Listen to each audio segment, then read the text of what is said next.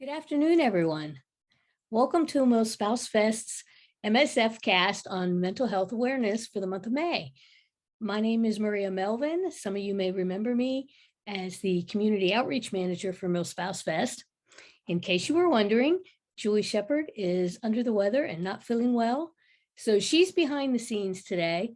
I've moved up front, and also with me today is Mary Montoya, our content editor and social media manager, and she may be popping in and out, and she will also be working behind the scenes managing the chat. Hello, everyone. Some basics today. We are running this webinar through the Whova app, so you need to be using the Whova web link or the phone app for the best results. We're going to try to keep everything in the Whova chat, that way we can monitor it. We are looking forward to your questions for our speakers, and we're going to try to pull out some good ones and go back and forth as we move forward. We're doing 2 giveaways today.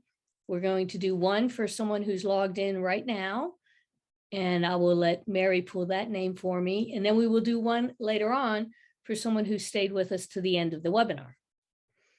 We would also like to encourage you to visit our exhibitor booths. Both the Barry Robinson Center, who is our sponsor of today's event, and Cohen Veterans Network, as well as the Ohana Foundation, have put a lot of resources in their booths, and you're welcome to interact with them there. And then, let's see, I'm going to do a quick screen share.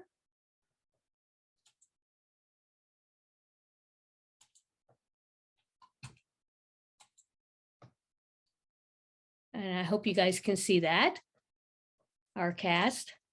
We'd like for you to be following us on social media. That is the best way to keep up with what we have going on, all of our events, Facebook, our website, LinkedIn, Twitter, and Instagram. And also, if you haven't signed up for our newsletter, the MSF cast, the MSF Connection, this is the cast, because that's where we will be talking about all our upcoming events, including June 2nd, MilSpouse Employment, June 16th, MilSpouse Entrepreneurs. So mark your calendars for both of those. Now, I would like to introduce our speakers today. We have Lisa Howard, who is with our event sponsor, the Barry Robinson Center. She is Vice President of Government Affairs and Community Engagement. And we also have Lynne Stroup, who is the Outreach Director with Cohen Veterans Network. And I am going to pass it over to Lynne to begin. And then when you are ready, you can bring in Lisa, and we'll start going to the Q&A portion. Awesome. Thanks so much, Maria. I will let you take that down so I can share my screen. Yes. And talk about some of the debunking the myths of mental health. That's why we're all here today. So as Maria mentioned, we would love to see your comments, questions in the chat. Maria will be giving those to both Lisa and I.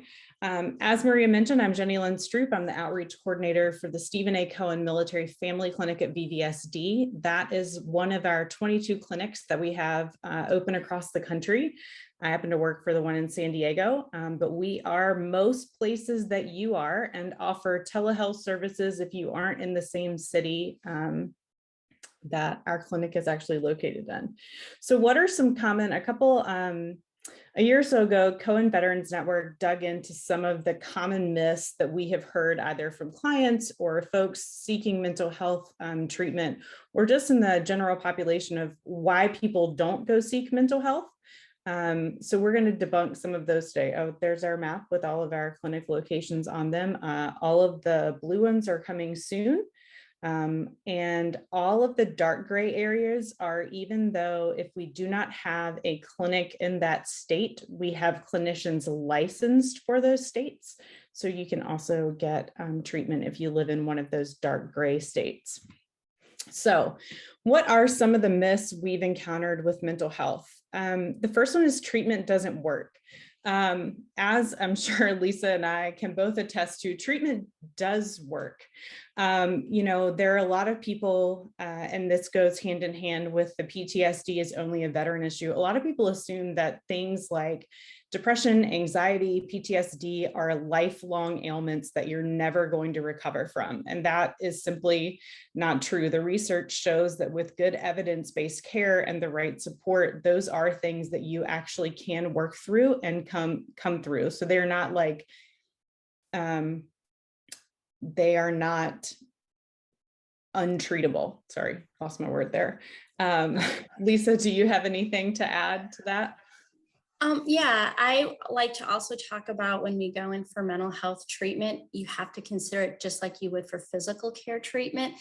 Often I use this, it seems like an extreme example, but if one was to get cancer, you would go through all the levels of treatment for the goal of remission. Well, mental health's goal is remission as well, because when you get into that state, it's such a great place where you can look at your maintenance care, whether what level of treatment, and it's often in that place where you also can find new treatment methods. So when you're looking at mental health treatment, please consider just like any other physical treatment program you would look at. Oh, 100% agree. You know, from a personal point of view, I am a huge mental health proponent because I am a mental health care recipient. I have done lots of work on many couches across the country for my own mental health. And just as Lisa mentioned, you know, opening yourself up to receiving treatment. You know, at different times in my care, I have had different levels of treatment. So, you know, there have been times where I see a therapist weekly, and there have been times I go months without one because I'm doing well. There's also, you know, some people use medication, some people don't need medication. There are lots of levels of care within the treatment, and I can attest to treatment does in fact work. Which leads me to, I'm going out of order on the slides, but couples therapy is a last resort to save your relationship. I am also an active duty military spouse who has gone to couples therapy. And I will say from a personal point of view, while we did not wait until it was our last resort, we did wait till we were in a bit of a crisis situation. Which is not the most helpful way to go into therapy. You know, I know we as military spouses deal with a lot of unknowns and a lot of things that are out of our control. And so there is a certain level of balance you have to do as a military spouse on like actually going to get couples therapy. For example, my husband's in the Navy. He's currently on sea duty. We don't have a whole lot of routine right now. And so, you know, doing like a weekly couples therapy isn't going to work for us in this season. However, you know, when he comes back from the deployment, he will be on later this year. That is probably something we're going to look into, not because we will be in crisis because he was on deployment, but because we have now gone through enough deployments and reintegration periods together that having that third party, neutral third party to help you work through like the weird things that deployment brings up in your marriage and in your family will help us, like, one, reintegrate a little quicker, and two, you know, build the routines and things we need to all come back together as a family and a couple. Lisa, I know Barry Robinson mostly focuses on children, but you're also a military spouse, so. Sure, right. I'm a military spouse. I also have my MSW, and believe it or not, the very first job I had after graduation, we moved overseas to Germany, and I became the marriage counselor for our small base in Germany at the time. And this was, I won't age myself, but this was in the late 90s, early 2000s. But what I found sometimes when couples come to marriage therapy, they really wanted me to sort of like support a divorce. And I'm like, okay, let's step back a little bit and take a good look at it. And it was not just beneficial for them to have that time to really evaluate what was going on, but it was also time for them to look at themselves individually. And I think it's really important when you go into it. I also want to encourage couples. I know sometimes the service member's a little nervous, or maybe the service member's the one that's encouraging the counseling, but the spouse is nervous. Find a therapist that might be open to what will make the environment more comfortable for that time of therapy. For example, I was at that point doing some counseling with some very senior leaders, and I would meet with them after hours. so that they didn't have to walk into the office full of other soldiers that were under their command. I was willing to meet with people maybe in different location to give them comfort. Maybe finding the therapist that could help remove those barriers of comfort so that you can get to the meat of really what you need to talk about. Oh yeah, 100%. And that's where, like, I know you've seen this too, Lisa. Telehealth has really been a huge benefit to people seeking the treatment they needed because they are able to remain in an environment that is comfortable for them, and also not have the burden of driving somewhere. Coming from San Diego, it took us about an hour to get anywhere at any time. So if you were going to do therapy in the middle of the day, you were looking at a 3-hour commitment. Whereas now, like, you can pop out to your car, sit on your phone, do the therapy, and go from there. I'm in the DC area, so I totally concur with the ability to have flexibility. Yes. And also, just again, I know we're going to talk about this probably multiple times today. Finding a therapist, finding mental health care today is very challenging across the board, across our nation. High demand, not enough support resources available. So I'm going to be encouraging you to do these things if you feel like that's your calling. But you still might hit some road bumps along the way in finding those resources. So hopefully today we can give you a little information that might make it a little smoother, but just know you're not alone if you're wanting that couples therapist and you're having a hard time finding one. Right. And to your point of, finding somebody to your comfort level, I will say, another reason that I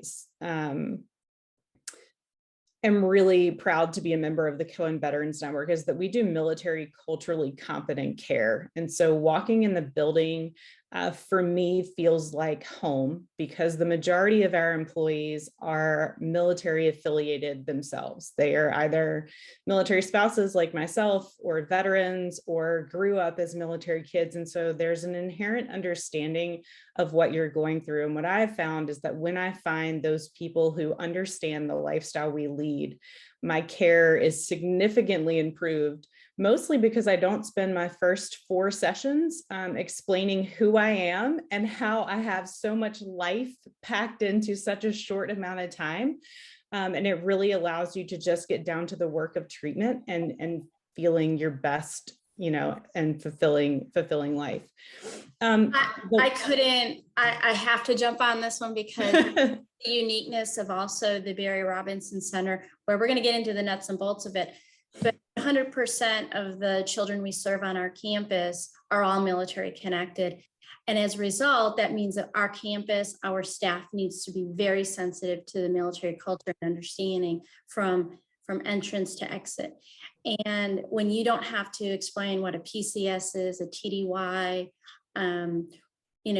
just even what, where is Afghanistan? Those kind of questions. What is, all those things that often, like you said, take 3 or 4 sessions to build into the trust factor of care is really important. So finding a facility where that provider can have some military competency, and don't be afraid to ask that. Remember, this is your provider. If you went to a doctor and you needed specialty care, you would want to know that that's the training they had. It's okay to ask that question. Do you have training in military competency? Because I think it's so important. If you're bilingual, you'd want somebody to speak the language you're most comfortable with. So again, gosh, Jenny Lynn, we're just bouncing great. I love it. I know. Which honestly leads to the last kind of myth on the board, which is self-care is selfish. I think Lisa and I, without so much saying those words out loud, have talked about that, like asking if the people are military culturally competent, or, understand the lifestyle you lead, is a form of self-care and getting treatment. It's a way to take care of yourself so that you don't expend extra time and energy explaining who you are and why you're on their couch. But in addition to self-care in like seeking treatment, there are some things that do, as we talked about earlier, there are multiple levels of care, and self-care is an often overlooked one because people treat it or have the idea that it is selfish. And truthfully, it's not. again, research has shown time and time again that folks who take care of themselves first are actually able to take care of others better because they are working from a place of fullness rather than empty. Admittedly, here I am talking on the mental health MilSpouseFest cast, and I realized just like a week ago that I'd kind of put all my self-care practices aside. Life was it was chaotic. We're on sea duty and we're doing a full home renovation right now. So there's nothing that has a place or is any kind of stability, but life felt pretty good. And so the things that I do for myself, like read and journal and go for a walk and do yoga, I just kind of let go because the pace of life was what it was. And I was like, oh, I need to get to the next thing. And I got to the end of a workday one day and thought, I am irritable and unreasonable, and I have no idea why. And then I was like, oh, but I do though. All of the things that I do for myself, I wasn't doing. And I was just trying to pour, cliche, but trying to pour from an empty cup. And so last week I started taking 10 minutes just to journal. And this week I started adding in a walk. It helps that it's like nice-ish here. It's not quite, well, this morning it wasn't 90 yet. So that's been helpful, but I can tell the days that I do those things for myself and the days that I don't. Lisa, do you have anything to? Yeah, so we've all sat on that airplane wanting it to take off, get to point A. And that flight attendant has to go through their spiel and they talk about the mask coming down. You must put the mask on your face before you help anyone else around you. That's exactly what Jenny Lynn just explained. You must, to be able to take care of your right and your left and the people in front and behind you, you must first put your own mask on. And it's really important to sometimes give yourself those visual images of what that means of self-care. It is important often to say these things over and over so that they become a part of your muscle memory. For me, is having a cup of coffee before anyone else in my house is awake.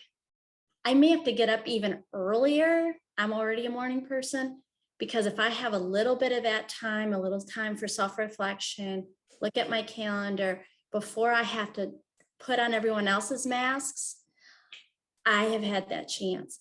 On the days that I say I'm going to sleep in and I get up with whoever else wakes me up, it's a little harder day. I'm not going to lie. So again, listen to that flight attendant's idea. Put that mask on first before you try to take care of those around you. Yeah. And it doesn't have to look like the things. There's become a big commercial push in self-care that this thing, that gadget, this, $150 spa treatment is going to be the thing. And quite honestly, some of those things are great. I mean, I love a good pedicure, but like it's the daily, like individual practices that I do that are really those self-care things that, from the outside, and I know why this is a myth, is that it's selfish, because I take those 10 to 15 minutes and go, nobody talk to me. Like, this is what I'm doing. This is where I need to be the best then mom and spouse that I can be. And I'm sure sometimes my kids and husband look at me and are like, really, you got to take that right now? Yes, I do. And I promise that when I get up from this chair, when I put my pen down, I will be 100% more available to you, because I will have, put some thoughts on paper that help me start my day well. And last thing I'm going to add is, when you do the self-care, it's kind of like filling a tank. So when there's the moments when you're in a position where there is not time for self-care, there's something that you can be fed off of. If life gets chaotic, you're going to see I have an empty house because I'm in a PCS mode. My opportunities are less, but if I've taken a little bit and I've felt, fed myself a day or two before or after something, I have something to feed off of a little bit. So we get that it's reality. You're not always going to have your chance, but don't leave yourself without, a little room of something to chew on. 100%. So let's see, there we go. So then this slide just reiterates the things that Lisa and I talked about. PTSD, anxiety, and depression treatment does work, especially if you are going to someone who uses evidence-based practices that are meant to actually change the way that your brain processes information. They're called evidence-based practices. So when you're looking for good therapy, that's really a route that's going to give you probably the most lasting help. Self-care is not selfish, and it's never too soon or too early to work on your relationship. Again, speaking from personal experience, I will say that I wish that I would have gone with my husband for couples counseling far earlier than we did. We let things get really far down the road of like doing our best and trying to use the tools we had, but sometimes it really does require the help of someone else to help you find your groove and get, do the couple thing well. And I might be aging myself here again, but historically, when a lot of people came into a union of marriage, whoever was doing that union, a lot of times within faiths, you would have to actually meet with the pastor or the priest or whoever was going to conduct that ceremony and have pre-marriage counseling and talk about some issues like how you're going to financially plan or what kind of family do you envision and those things. So again, when she said it's never too early, it's really never too early. So if you're listening today and you're not and you're looking at permanently joining with somebody, start the counseling beforehand. Find out those questions like, do you want a joint account? Do you want separate accounts? How do you envision building a family? Those questions will really, if you kind of started opening those discussions early, will really help down the road. Yep. And so before I close out this session, this section of our chat today, this is just the way that you can contact Cohen Veterans Network. There's our website on it. You'll see that same map that I showed earlier of where we are and where we provide services. Please follow us on Facebook, Twitter, and Instagram. We put up a lot of content like those slides. We routinely run campaigns like that where we are debunking myths and discussing mental health care openly. And also from our website, then you can find the clinic closest to you. And all of those clinics have social media as well, which often show the different events and things that we're doing in a local community. So for example, right now at my clinic in San Diego, we actually have a couples therapy group going on with one of our counselors, and that was all over our social media as to how to register and things. So I'm going to stop sharing now. And Maria, do you have any questions for us?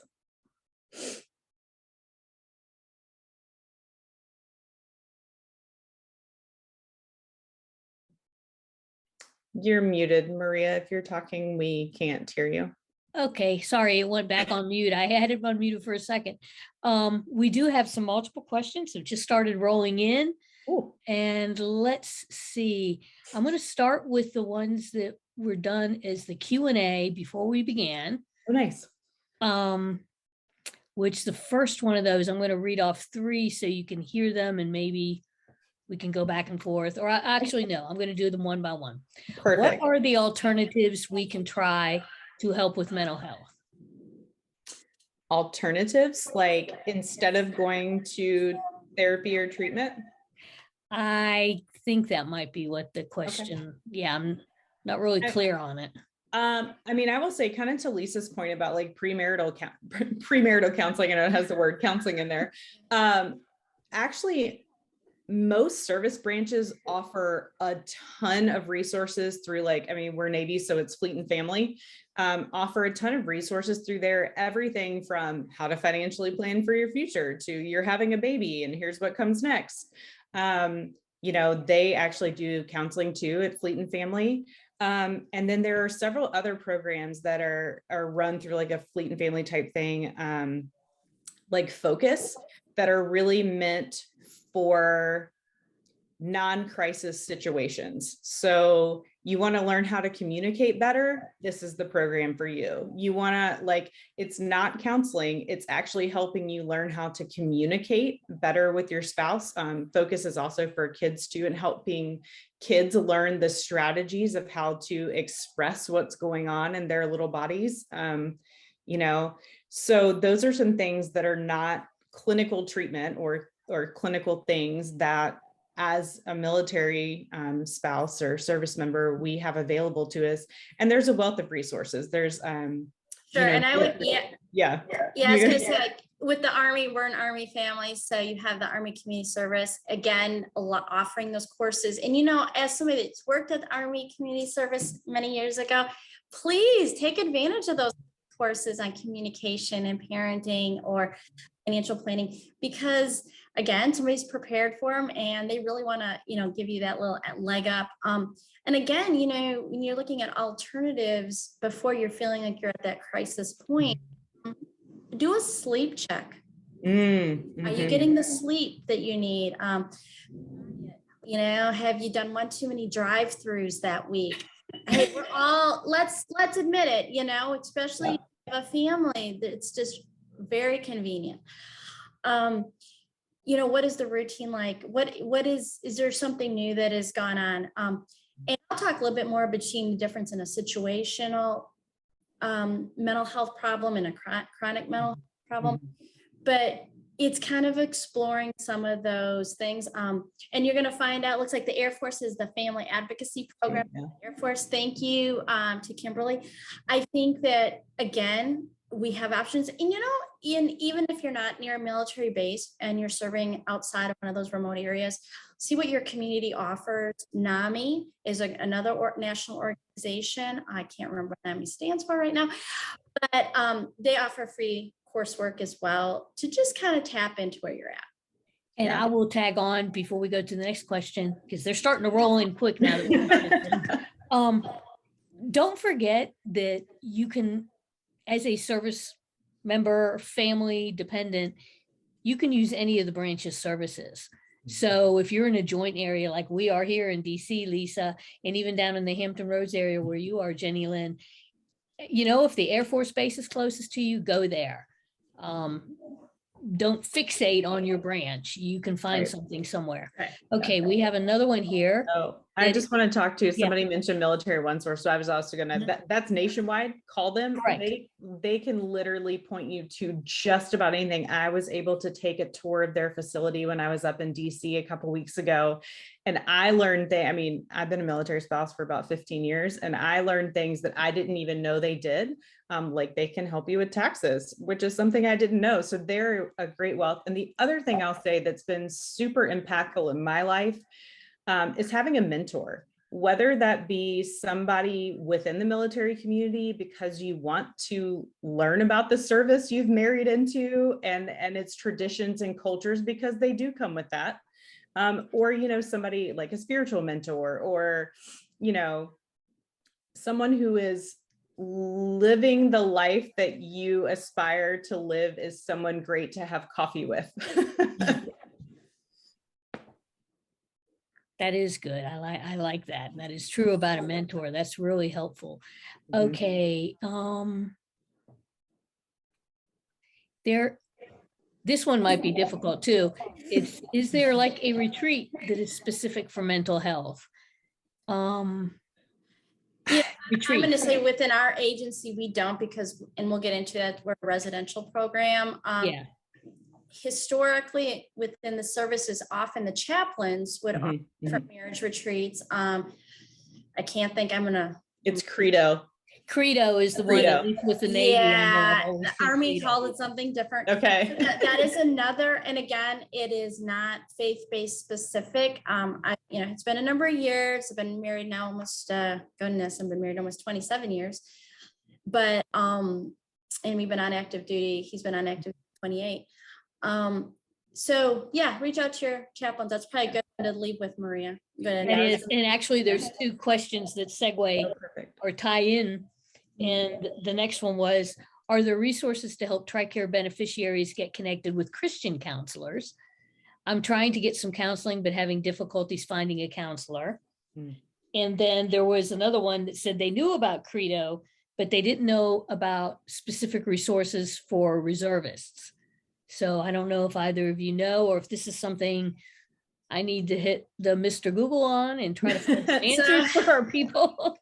So again, if you're a reservist, I'm a former Army reservist. Most units have a chaplain assigned to them, or at least to the region. You can, that would be a great place to start within that. I will say funding is everything, as we know. COVID changed everything, as we know. So some of these retreats probably went virtual, maybe you're back on. And again, everything is funding driven. So reach out to your unit, your squadron, however your division looks, and see what the chaplains can offer. They want to hear these questions. They are excited to get these questions and help you, direct you. I'll also say, in addition to like the Credo services, which I just now learned was just the Navy term for it. Thank you, Lisa. I often forget you're Army, and then we have these like weird language barriers. Another thing that's out there, there are a plethora of nonprofits that what they do is mental health retreats, either for individuals. Most are like couple family based. Some of them are related to specific ratings in the military. Some of them, like I said, are couples, but there are a lot of nonprofits who do retreats that are just now, again, due to COVID, just now kind of coming back online as far as in-person retreats. But a quick Google search of, those would come up. Military One Source, I think, has a pretty good reign of some of those. I'm trying to think of where else you can go to figure out who does those. I just know, working in the military nonprofit space, I've come across several who do, weekend long retreat type stuff. I just see one of our commenters has commented that Taya Kyle and the Chris Kyle Foundation do retreats for couples and families. I know once or twice, my husband actually medically retired for PTSD and major depression a couple of years ago. And when I was trying to figure out different things, of course, initially, a lot of the wounded warrior type retreats were what came up in searches. But I realized it was just double checking how you word your search and opening it up, changing your terms around, you will start to find more of these. Because as Jenny Lynn, as you were saying, they are coming back online now post-COVID, and you'll be able to find them. Who else? They did say, someone said, I did an individual retreat through Chris Kyle Foundation, and it was amazing. And we do have people talking about chaplains to definitely check with them. And to the like Christian question, I will say I get that a lot in a military nonprofit, mostly because I've reached out to churches to let them know that we are available, and then they go, well, are you Christian based? The answer for Cohen Veterans Network is no, we are not a Christian-based organization. We are a military and veteran service organization. However, there are faith-based people, Christian-based people who work as our therapist. And when you call for an intake, you can request or say that I would really like to have someone who is faith-based. Now, this is not a guarantee that happens every time you call. I'm letting you know that they're like asking the question when you call somewhere for services, they will be able to answer that for you, versus like just trying to kind of Google search like faith-based counseling. Yes, that is. And Kimberly, and if you end up using our facility at the Barry Robinson Center, we do historically have a faith-based connection. So when our residents are with us, that is an option, again, totally optional, that they can get spiritual services along with their other counseling provided. That's good. That is good to know too. And one of our attendees, Kimberly, has said familylife.com has a significant discount on their Weekend to Remember seminars and retreats. Trying to scroll through here because all of a sudden everything started coming fast and furious. American Red Cross, that's true. Don't forget about them. They have resiliency programs for individuals and families. Mhm. and apparently will reach to reservists, because Okay. there have been some chatter in the chat about reservists being unable to access, Mhm. I guess, some of the programs that we've taken for granted as active duty Mhm. spouses and even retired spouses, because we get Mhm. all Sure. segregated in our little categories. And Yeah. I guess a lot of times they get knocked to the outside, which is a shame. I will say the same for Coast Guard too. Like currently Coast Guard does not have access to Military One Source. So if you're Coast Guard, I'm sorry, it is currently DoD only, though after talking to their folks, they are looking into that. So Yeah, But that's people don't crazy. realize that the Coast Guard falls under Department of Transportation. So, Mhm. those are those little niches of been doing this long enough, you learn along the way that it's. Mhm. And remember, if you are a National Guard or you're a reservist, your family necessarily has not using Tricare. So that puts your, your own insurance plan to look at things a little differently. Okay, let's see. Do we have any other questions? I see lots of comments and talking about like the wait time, like you were commenting on that earlier. Mhm. 6 months or more in a lot of areas to get in to see somebody. And this is a little tool. If you are a faith-based person and you are in one of those places where you're waiting and you're thinking, I just, we don't want to get to a crisis point, but we're, still wanting that need. It's okay to reach out to someone usually within most faith-based programs, churches, they Mhm. even offer counseling, or one of the pastors may know of another church that has a counseling built in. Some of those are pro bono, some of those are sliding scale. Obviously paying out of pocket is always painful, literally, financially, but if that's where you're at and while you're waiting, if that's something you may need, that's just another tool to possibly help fill in the gap. Now, I know we danced around this question with some of the answers to the other questions, Okay. but it was very specific. Are there any virtual marriage counseling workshops? Workshops specifically? That was the term they used. I don't know if I mean, hard. I can speak for Cohen Veterans Network and say, like I mentioned earlier, we are currently doing a virtual couples counseling, like group therapy. So there are, a handful of couples that come weekly to a session with a counselor, and they're actually using a curriculum. I think they're using a John Gottman curriculum to work through that. I would say, at least from a like Cohen Veterans Network standpoint, look at the clinic closest to you. Most of us do both in-person and virtual offerings, and we are very aware that we have seen a huge increase in the amount of couples counseling we're offering post-COVID, and children and teens. So from a network standpoint, we know where there are lots of where there's been an increase in who we're seeing. And so the clinics are trying to meet the needs, also knowing that access to care is a little tough right now. So we are trying to do those, workshop or virtual type things to meet the most people the quickest.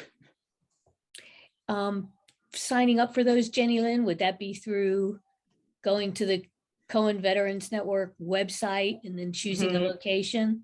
Yes. Yeah. If you're looking for something specifically like in your state, go to the Cohen Veterans Network page, look at the clinics, and then follow the clinics online, because that's where you're going to follow their Facebook page, follow their Instagram. I mean, for this couple's one that we're offering in San Diego, I mean, we promoted it for 2.5 months before it went live, on our socials. So that's good. That's good to know. And I just saw in the chat, Cynthia made a great point that you have to remember the yes. state you're in, the licensing is different. So virtual going across state lines, I know there was some rules that were kind of flexible during COVID. I think some of that's being relooked at.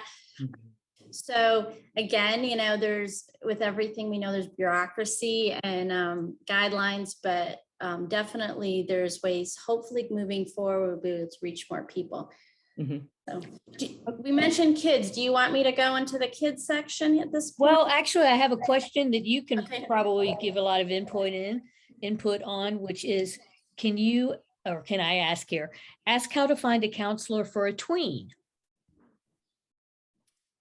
Okay. So for a child that's in that, Yeah. right. Again, that would be no different than finding one for yourself in the sense, if you're looking for actual paid for therapy, there has to be a referral put into place. So you have to have a starting point. But if there's no medical diagnosis, Military One Source, they take kids now. So that's a great place to start. Sorry, at my table, shake. No earthquakes here in Virginia. But, you know, again, we'll talk a little bit more in depth about kids, I think, and how to figure out the right resourcing of what's going on with your child. Mhm. Okay. I'm trying to see, we've got comments popping back and forth on all of these. I'll just echo what Lisa said. You know, at the Cohen Veterans Network, we see military family members of all ages. So, you know, I myself have two tweens. I'm a mother of two tweens, both of whom are currently receiving mental health services. You know, and I literally called until I found a good fit. And, you know, right now, both of mine are doing telehealth because that's what fits our schedule. However, come summer, because often for children, hands-on and like a play therapy type model works better, they will go in person and do some of the other modalities other than just online. Yeah. Yeah, I think this great time, Maria, if I can jump in and maybe Yes. some of those, I'm going to share my screen. Let's see how this goes because I am not the most computer savvy. Why is this not showing up now? Well, let me minimize this screen. I apologize, folks. I'm a learner here. I had done this earlier to share my slides. Oh, I see. See what happened? Of course, Murphy hit me right before we started the presentations. My computer shut down automatically on me. And so my PowerPoint got shut down. Here we go. Now it should work. So thank you for bearing with me here. Here we go. Oh, goodness. This might actually, good. So great. And Jenny Lynn, you jump in since you guys also work with children. So as you can see here, I'm with the Barry Robinson Center. I am the Vice President of Government Affairs and Community Engagement, but I'm also, I'm going to say, an alumni parent. As you look at my little family here, I have two children. They're both adults now. One is 20 and one is 21, getting ready to turn 22, not too long from now. Mental health doesn't have a sign. You can't necessarily look at my family and say, which kid has it, which adult has it. But my family right here, I have my son Lucas, he's 21, and I have my daughter Madeline, who's 20. And our story started out with my kids coming 8 weeks apart. We were adopting our son from Azerbaijan. We were living in Germany, and 8 weeks before his visa was approved to come home from the orphanage he was in, I delivered my daughter the old-fashioned way.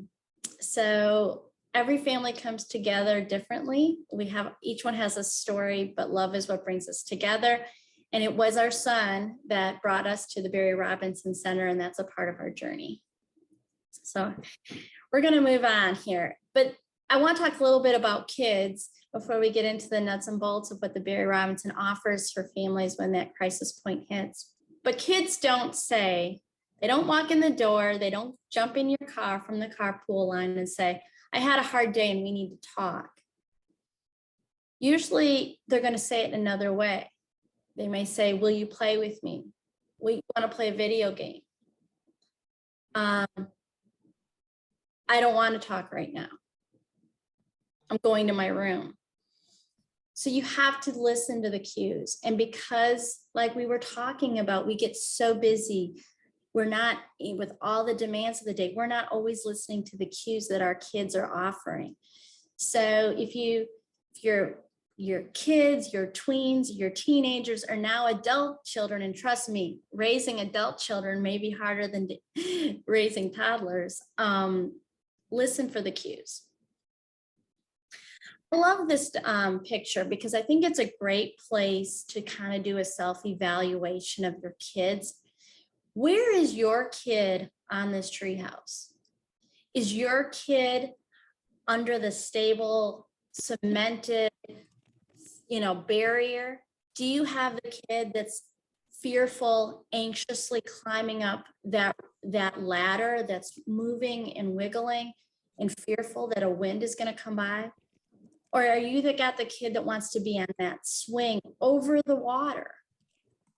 Sometimes taking the time to see where your kid is at. Or maybe you're like my family, empty house behind me, right? We don't have really a tree house. We're going to be building a tree house. We're in between things. Or we're in that boat kind of just floating out there looking for shore. I love this imagery because sometimes you can see where each one of your family members is at based on what's going on and maybe what they need. Let me know in the chat if this helped, or if you're wondering or you want to share where you think you or your kids are at. But let's talk about the Barry Robinson Center. We are a facility located in Norfolk, Virginia, for when that child with mental health or behavioral health challenge is basically failing in the outpatient realm. They have seen acute care stays and a hospitalization. Their level of need really does require a 24-hour, 7-day-a-week level of care at that point, and it is a crisis point. It's important to take the time to realize right now, but let me give you some other things. Currently, we're treating children, males and females, between 11 through 17. And from anywhere in the world. We are located in Norfolk, Virginia, but we are able to bring in a child from Japan, Texas, California, or right in our backyard when they need this level of care. We are a 72-bed facility. We did downsize our beds numbers a little bit during COVID, just so that we could adequately be prepared for any needs that had to arise due to COVID. But we are an open campus. Often people, when you picture residential care, you think hospitalizations, big fences. So that's not exactly what we look like, which leads for a different holistic level of care. Here's a few more pictures of our campus. In the bottom corner, you can see our dormitories, which are divided by gender and age. The center of our campus is our chapel. We are over 85 years old. We were blessed that about 85 years ago, a gentleman that had been an orphaned child left a grant to build a program for boys that didn't have a home. And over the years, about 5, almost 6 years ago now, the Barry Robinson Center turned in a facility to solely 100% treat military connected children when they need this level of care. Here's a few more buildings. We have a dedicated independent school. School is year-round, but we will work with any residents, local school, to keep that child on track or get them caught up. We can work with IEPs, 504s, and we are able to do advanced AP coursework as well if that child has that in their curriculum. On the average, residents stay with us 4 to 6 months. But let's look at the military family here. We have challenges, but we also have strengths. And it's important, even when you are truly at a point of crisis and needing this level of care, that you can balance what strengths you can add to the equation. But as we know, when we look at challenges, we have everything from frequent separations, PCSs, just maybe being distance is a part of the factor from your extended families. There's a lot of challenges, but there are also those strengths that come with military families, such as the resourcing. We are very fortunate in the military. We have a lot more resourcing than some of our friends in the civilian world do. So I just think this is a good glimpse of where we're at. Jenny, do you have any comments on that? about the military challenge. I love that slide, by the way. That is awesome. Sorry, I'm like, it's No, really no, no. small. It's really small print. Sorry. Yeah. So again, I think it's just important that we balance when we're in a hard place, and we've all been there, to sometimes like they say in the arm, when hunt for the good stuff, Yeah. have some strengths that are with us as well. But when is a residential program necessary or appropriate? It's the hardest decision I've ever made in my life when my son was at this place. There is no manual, there's no, what to expect when you're expecting. That book we all were given when, we were building our families. Well, nobody has a book out there, What to Expect When Your Child Has a Mental Health Crisis. So here's a few things. When the least restrictive interventions have failed, it's not working at home. Maybe you've had already some short-term hospitalizations.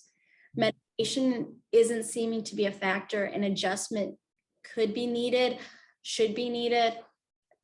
One of the things that's really great at the Barry Robinson Center is we have full-time dedicated child psychiatrists that only see kids on our campus.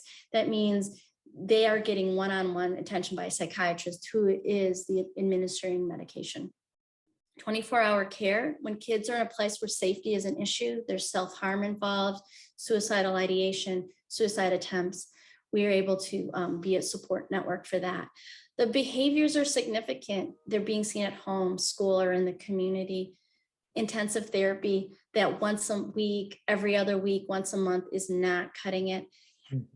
When you really do believe that the individual can benefit.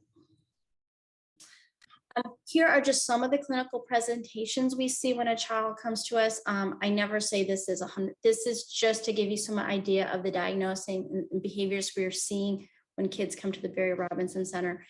The other thing that's important, when you call us, you're going to talk to a person.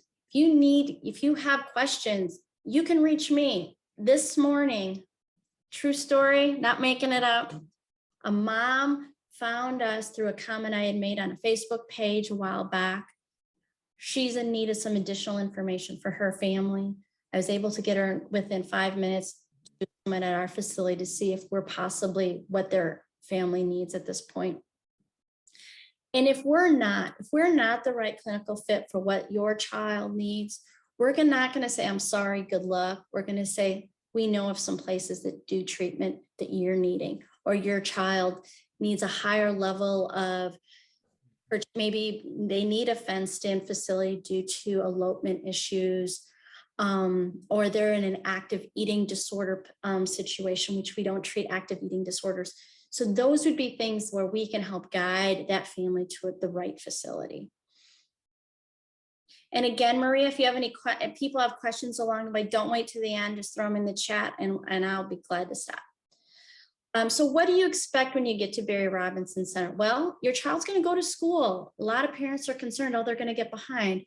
That's not the case. We have dedicated certified teachers, aides in the classroom. They get that one-on-one attention. It's going to be specific to the education programs that they were participating in. Often when kids are in mental health crises, they're falling behind. We often get them caught up.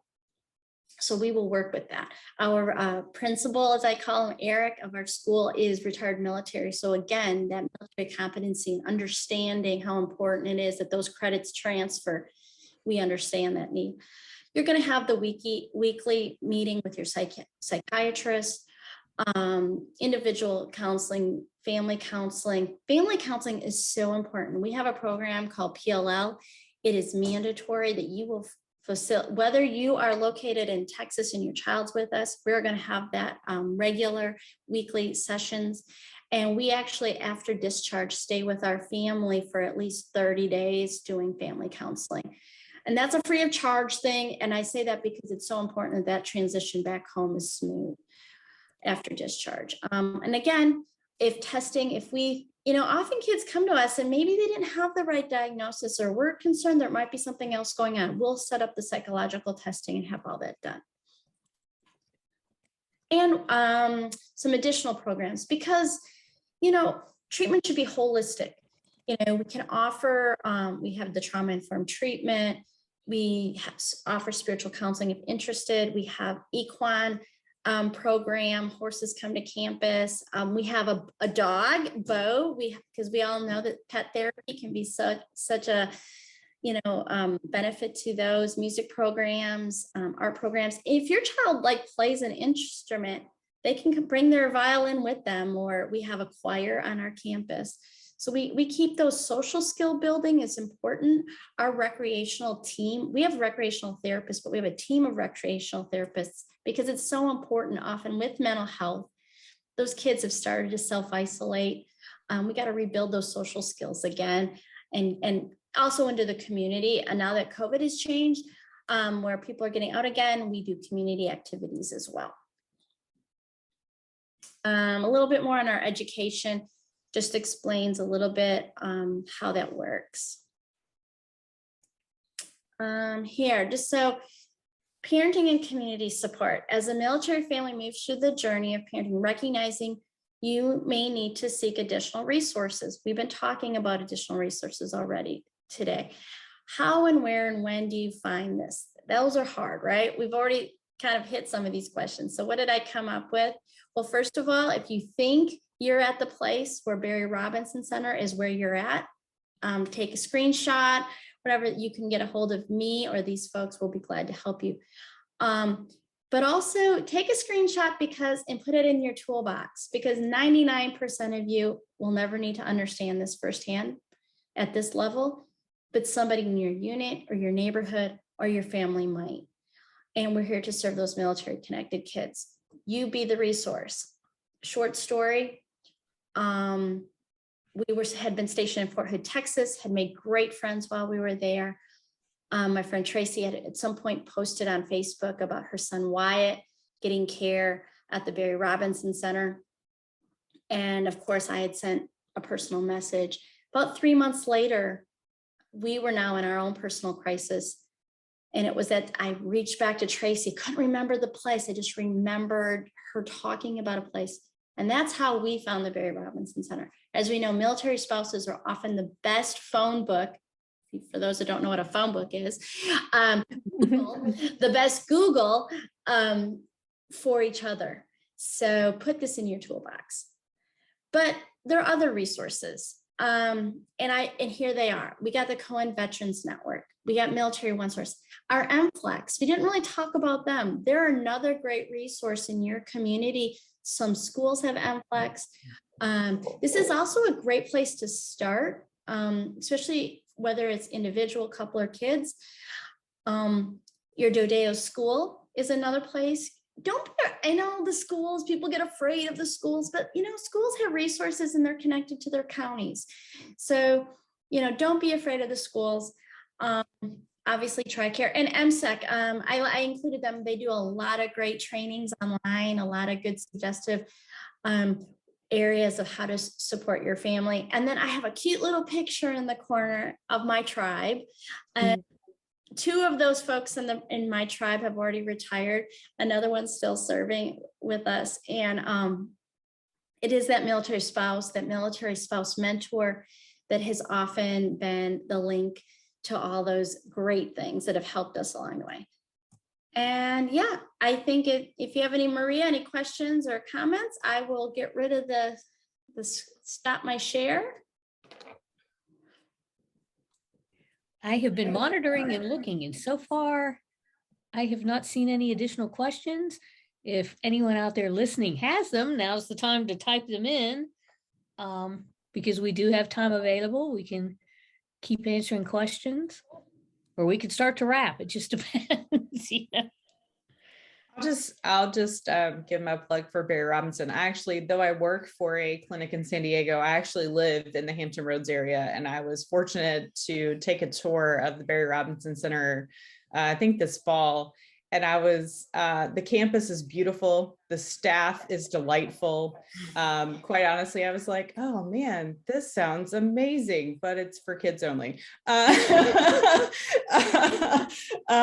Just having the way that they care for the folks that are there was really, really nice to see. We got a tour of all the facilities and saw the art therapy and the gym, and also knowing that it is military only, so that no kid there feels othered by the fact that they are military.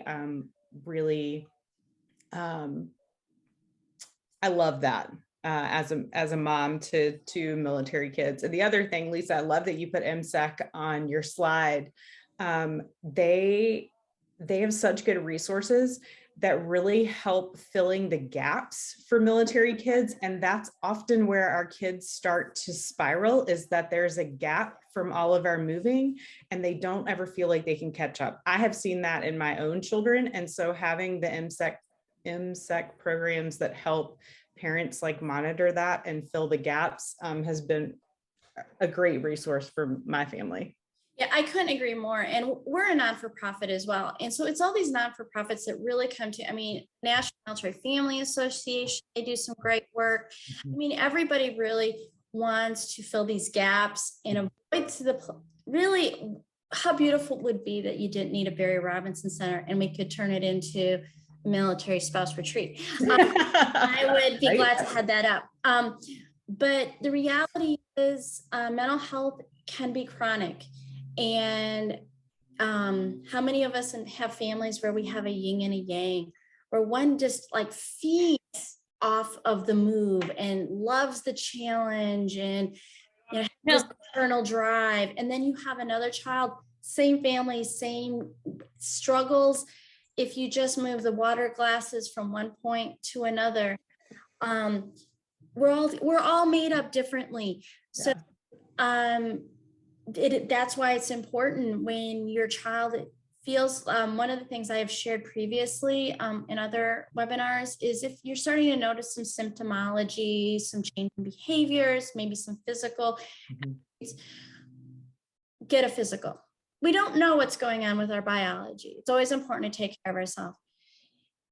Is this something that your child didn't make a sports team, or they took calculus as a junior and it might be too hard and it's stressing them out and they don't know how to say it's too hard, I need to go back to pre-calc?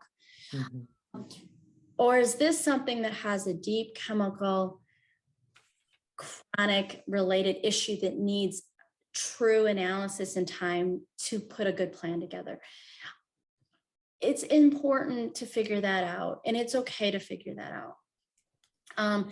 You know, many of us grew up, I'm an 80s kid, where, you know, it was this, oh, you'll get over it. You know, you'll move on. Well, you know, that's not the case for everybody. And we need to figure, and now because we are trying to break stigma of mental health, we want to address these issues when we can, and always at the earliest point.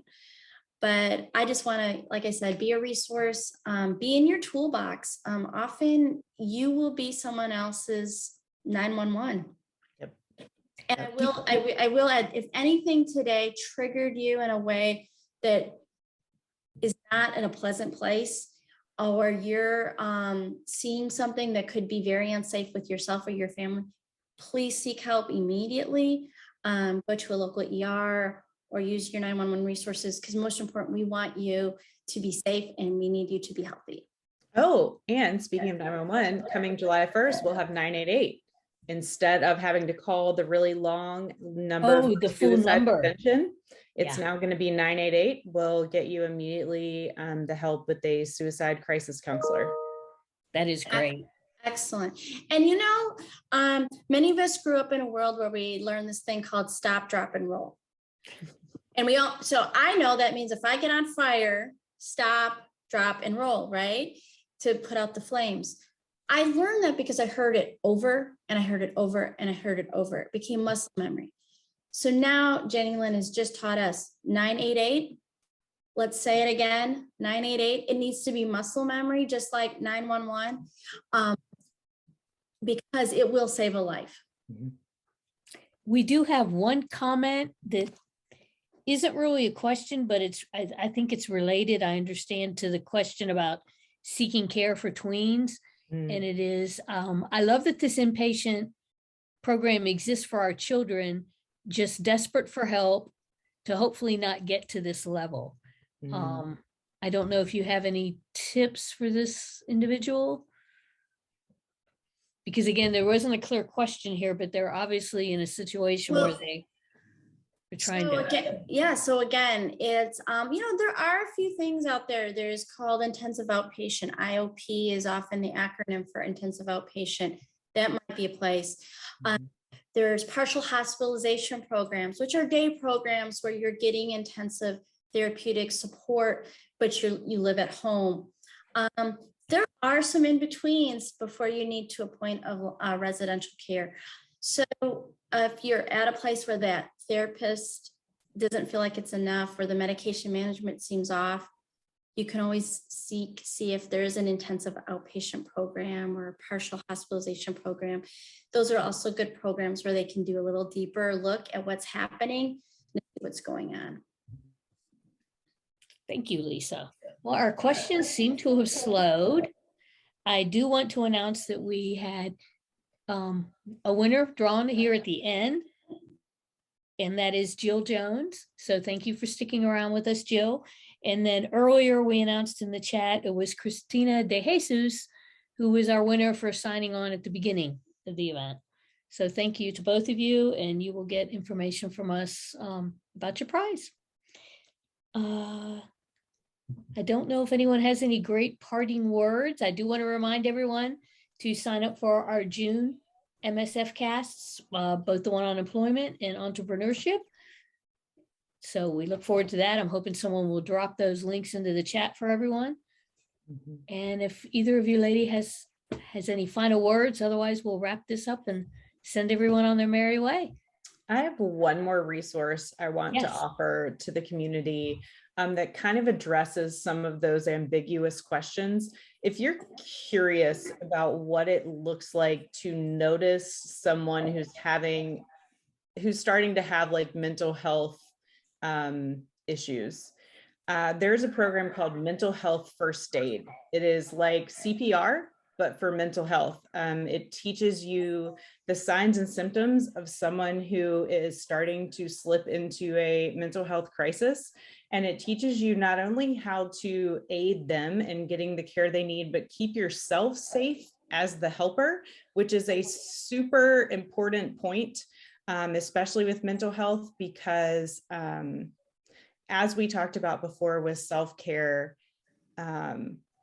when you're helping someone else, you also need to be able to be safe yourself. I am a licensed mental health first aid trainer, so I actually offer those courses on a pretty regular basis. One of the other Cohen Veterans Network outreach coordinators and I often team teach. It's an all-day course, so it's like 6 hours. We do it virtually so that we can do it for people across the country. But you can also go to mentalhealthfirstaid.org, I believe, and look for courses in your area, either in person or virtually. And it's a really good look at the noticing and then how to help. And they have them for a variety of things. So I actually teach the adult course. They actually have a course specifically for children, and they have a military and veteran course, which is really great. It just gives you kind of more knowledge you would need to help in these situations, know kind of like the first line of care. That's great information. I was not fully aware of that. So that is wonderful to know. I think that wraps us up. Do you have anything, Lisa? I thought of one other resource. I were saying resources, depending on, again, every service is different. In the Army, usually they have now embedded social workers within the units. So if your service member, Army service specifically, I maybe Jenny Lynn can mention on what the Navy has embedded social workers. That's a great place. Many of them are also family certified.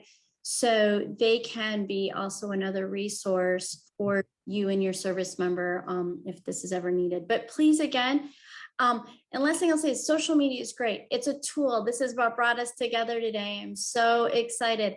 Don't be afraid to reach out through it. You don't have to give everybody the deep, dark details on life to get to good resourcing, but use it as needed. And if you're comfortable sharing those resources as well within your community, it's another great thing. So thank you. And I really MilSpouseFest, thank you so much for this opportunity. I really appreciate it. And Jenny Lynn, it was a pleasure doing this with you.